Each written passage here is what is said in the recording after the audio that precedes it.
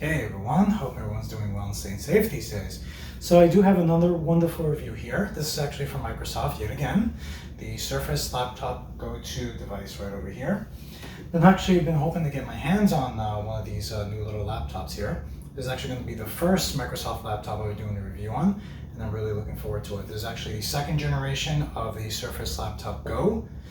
The Go 2 here. I do have a base model here, so it may not be too impressive on paper, but let's go ahead and see what the base model can actually do and deliver for you. So let's go ahead and pop this open, take a quick look, run some benchmarks, and all the other goodies that comes with it.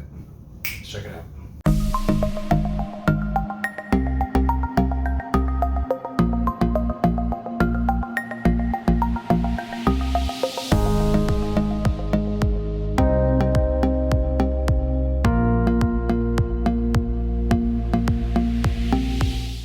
Before I go ahead and open this up, I'm going to go ahead and take a look at the box here. Here we obviously do see Surface Laptop Go 2.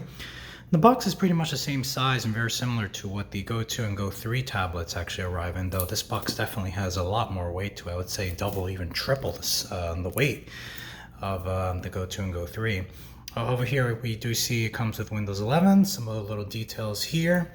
And down here we do see the specs of it. This is actually the lowest model here available, 4 gigabytes of RAM, 128 gig of hard disk space, and 11th gen Core i5 processor. So still packs a punch here in terms of processing power, but of course the big weak point here is just the RAM. It's just a real crime to actually see devices still come with 4 gigs of RAM for the most part here, but it is what it is. So the lower model, and obviously the cheapest price here. So let's go ahead and pop this open and see what it has to offer.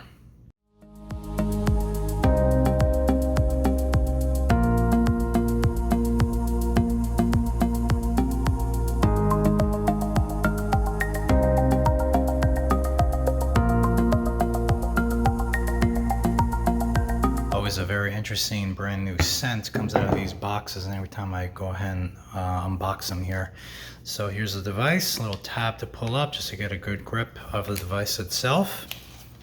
And this is it right over here. Definitely does not weigh nowhere near as much as the box. This box obviously has some weight to it. Let's go ahead and take a look at what's included. We do have our AC adapter in this little rectangular box here. And if I'm going to probably take a guess, this is going to be either a 45 or a 65 watt plug. Looks like this is actually a 45, if I'm correct. Actually 39 watt. Okay, so I'm a few watts off. And let's go ahead and put that over here. Here's a little manual, little booklet here that comes with a bunch of stuff. Of course, telling you your Go 2 tablet, probably a little mini instruction booklet and whatnot. I don't believe this comes with stickers or anything like that. Gives you some little gist of the device itself. All right, so let's move all this away.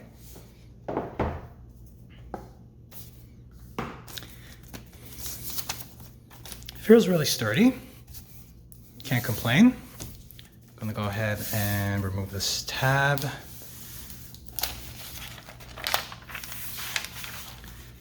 This cover, just like the Go 3 tablet, is actually paper, not plastic, so it's actually a nice little change they made here. Very environmentally conscious there as well too. And the device actually feels really amazing so far. Nice feel on the top with the little Microsoft logo. The bottom actually has a very interesting feel for the most part. Actually does not feel like plasticky or anything like that. Really good grip. It actually feels like it's going to have. This will definitely allow your laptop not to slide back and forth when you're actually typing on it, putting a little bit of force on it. And the bottom actually feels really nice. So let's go ahead and turn this on. I think this is going to be one of those laptops that actually turns on just by lifting up the lid. A little annoying to me personally, but it is what it is. The keyboard actually feels really good. It really does have the same similar feeling as the touch type keyboards or the signature Alcantara keyboards that connect to Surface devices like the Pro 7 or even the Go 2 or Go 3 tablets. I've actually did reviews on, so I'll put some links and description below as well too for those. And the touchpad here actually feels the same as well too. Really nice feeling. So this actually does feel quite durable, not to actually smack the laptop like that, but it really actually does feel really nice. Now, even though this is a touchscreen laptop, it does not have that hybrid feeling like the Lenovo Yoga tablets and whatnot, that you can actually pull the screen all the way back and flip it backwards and whatnot. So this definitely does not have that particular option. Your power button is actually hiding right up here. Let's go ahead and turn it on. Now, even though the laptop did initially turn on when I actually lifted the screen up, it seems like it doesn't do that actually afterwards as well, unless of course it's got a completely new setup here.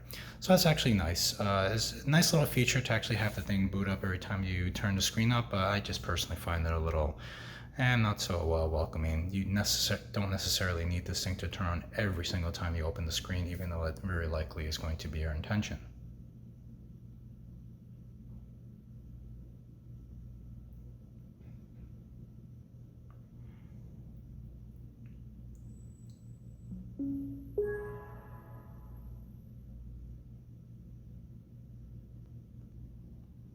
Going to go ahead and click on yes for US.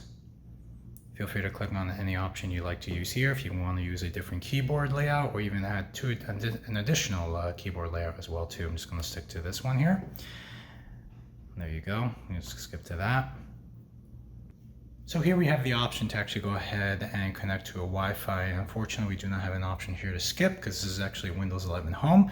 It does kind of push you and nudge you ever so delicately to connect to a Wi-Fi and actually create a Microsoft account or log in with one, which may or may not be your intention.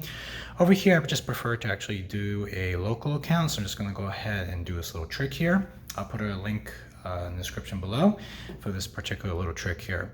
There's two things you can actually do. Actually hit the Alt F4 keys, and that will actually go ahead and close this window. It may or may not actually work.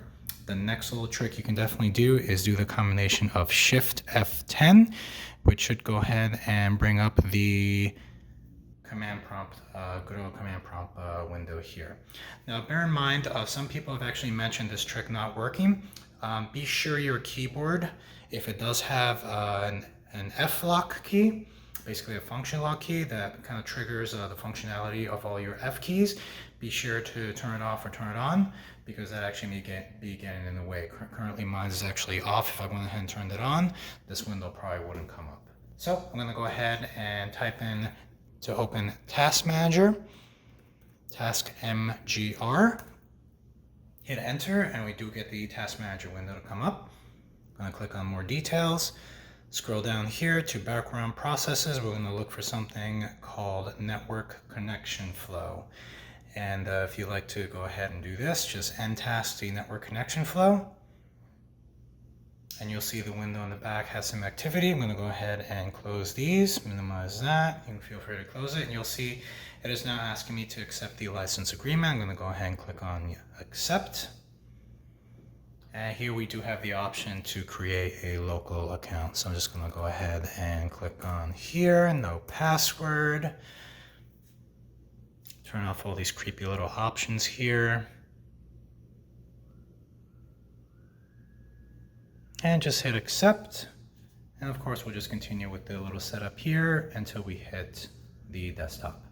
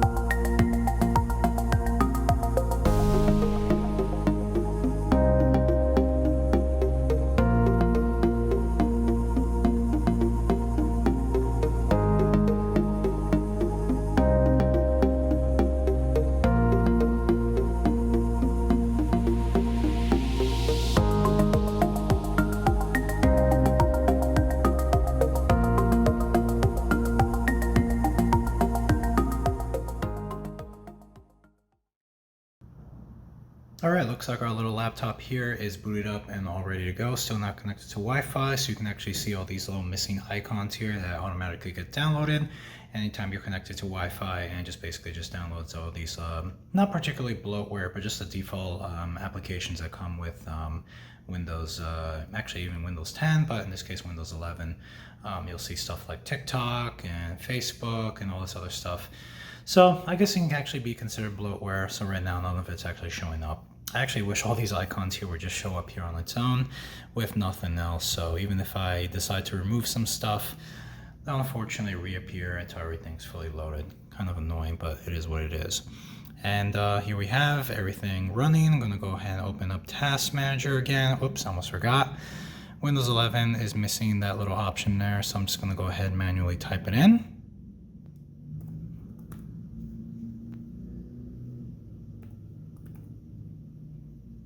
And actually every time in Windows 11, every time I do have Task Manager up, I actually do like to pin it to the taskbar, so now it's always going to be there, something very useful to actually have. And we actually can take a look at some features here. Here, of course, is our Core i5 11th generation CPU. Looks like it's got 4 cores and total another 4 threads, so a total of 8 in total here. Here's the 4 gigabytes of RAM, already 60 to 63% in use, very similar to what I see on my Surface Go 2 and 3 tablet. Not so appealing, unfortunately, but it is what it is. GPU using an Iris, Intel Iris integrated graphics, which actually may give us some pretty good performance to some degree.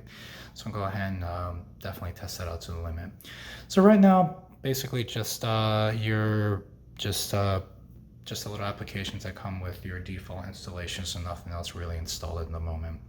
So let me go ahead and connect this to the internet, install Office, get another browser in here, get some antivirus in here, get Acrobat in here, do some benchmarking and some other stuff for this device as well too, see how good the front-facing camera is, in case anyone's really curious about using this for Zoom and other video conferencing stuff and whatnot as well too. So go ahead and check that out.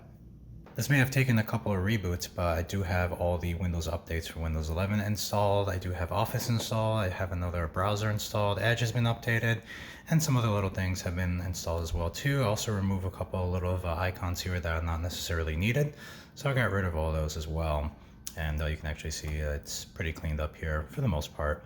Just all the apps that we actually need. So one little good news is, I'm not sure if Microsoft is actually getting the hint, but I actually didn't see that many software or apps installed here that were just basically just installed because somebody probably paid them or who knows what.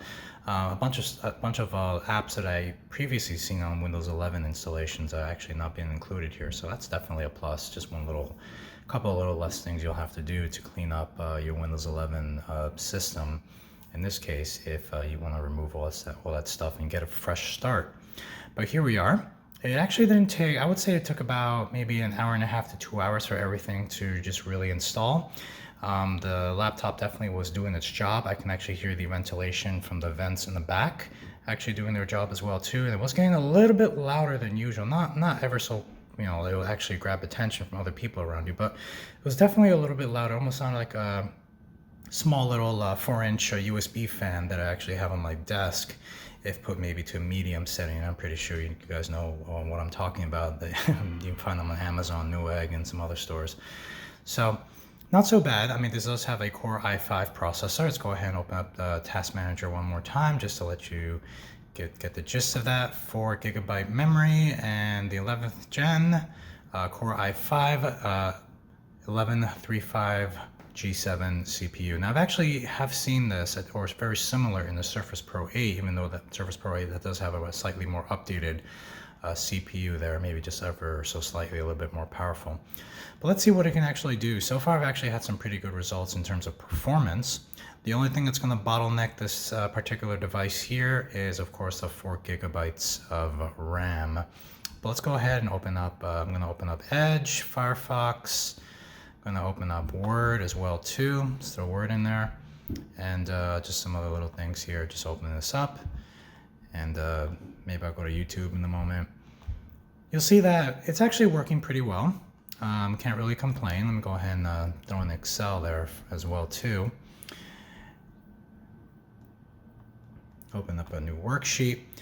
And it's actually running pretty decently well for 4 gigabytes of RAM, even though very likely, once I open up the task manager again, you're going to see that the memory is pretty much already probably over 80%, close to 90. So yeah, that's definitely a big drawback. So if you plan to use this device for basically just taking some minor minimal work on the go, or maybe just even checking mail, going on YouTube at the same time, going on the internet to watch videos and other stuff, Netflix and whatnot, I would definitely recommend the 8 gigabyte model. While you definitely can get quite a bit of work here down here, but you'll probably start having some bottlenecking issues and some memory swapping issues eventually at some point. The good news is the SSD in this particular device is pretty quick, much better than the Go 2 or Go 3 base models, and you actually do have some very good leeway when actually doing some memory swapping and running out of memory, because it seems like the system's actually catching up really well. So yeah, definitely cannot complain there. Let's go ahead and do a quick disk benchmark as well too. So I did go ahead and install Crystal disk here, and go ahead and bring that up.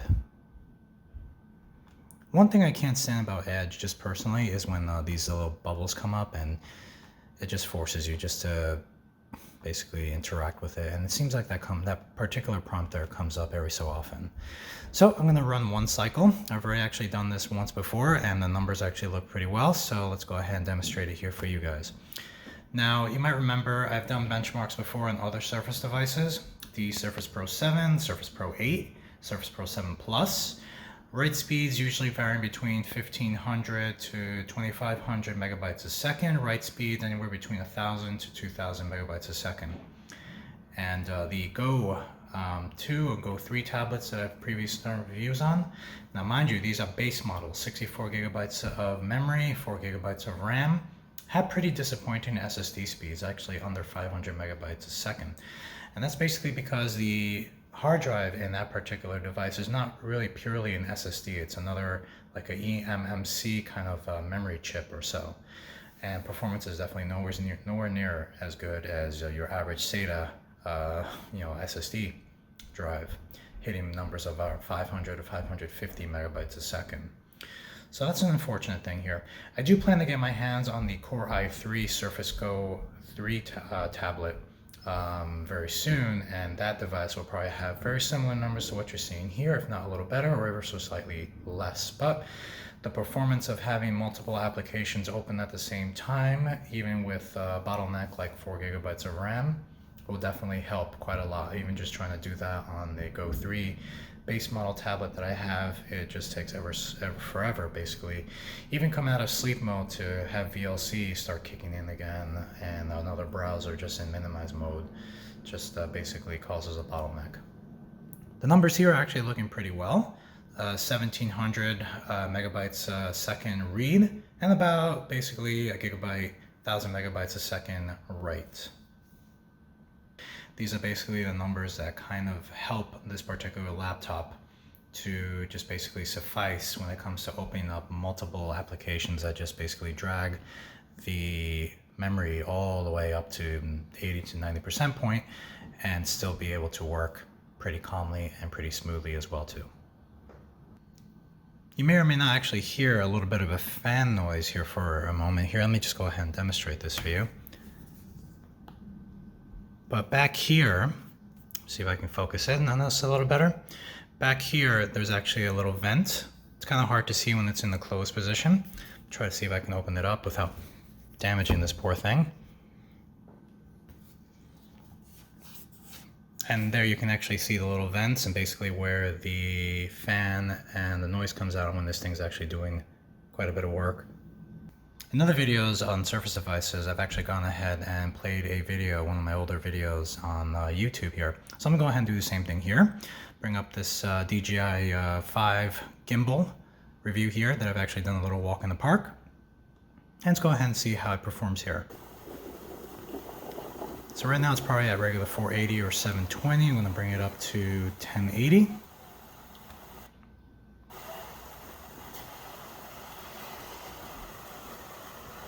.1080 seems to be working pretty flawlessly here. That's definitely not a surprise with a iCore 5 processor.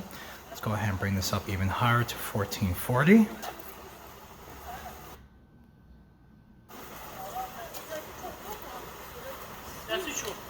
Still working pretty well. Can't complain whatsoever. The speakers on this device is actually pretty on par with the device on this price point. If you're actually looking to play music on it and whatnot and really enjoy it, you might be a little disappointed. The volume here is not going to really reach as high as you think. I've actually seen much more better performance on the Surface Pro 7 Plus and the Pro 8 as well too. But the speakers definitely don't let you down. They definitely work pretty well. Let's go ahead and push this up to, we're now at 1440. Go ahead and push it up to 4K and see if there's any hiccups. Mind you, I do have this device plugged in. It's not running off battery power right now. It's actually running off AC power as well. And I mention that because sometimes I've noticed some devices, portable devices like laptops, when you're actually running off battery, the CPU frequency is dramatically less, and you might actually be seeing some hiccups in performance solely because of that. But right now it's actually working pretty well. I am using the Microsoft Edge browser here for this, and so far so good. The picture's actually running really well. No frame skips whatsoever that I have seen on other devices. My Go 2 and Go 3 tablets that I previously did reviews on definitely could not keep up with this particular speed on the base model at least. Messing around with the i3 model is definitely something I'm looking forward to.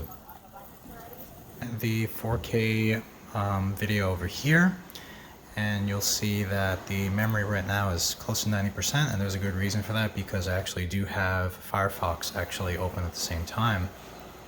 But you'll see the CPU is actually running at a pretty decent about 25% hovering around. And I actually have disconnected the plug running purely on battery right now. Seems like it's still keeping up, which is really good. Now let me go ahead and play the same video on Mozilla Firefox now.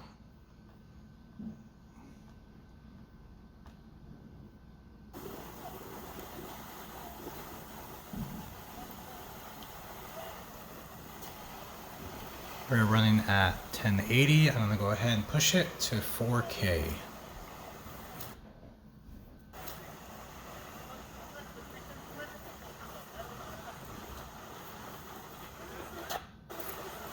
Seems like it is skipping a little bit.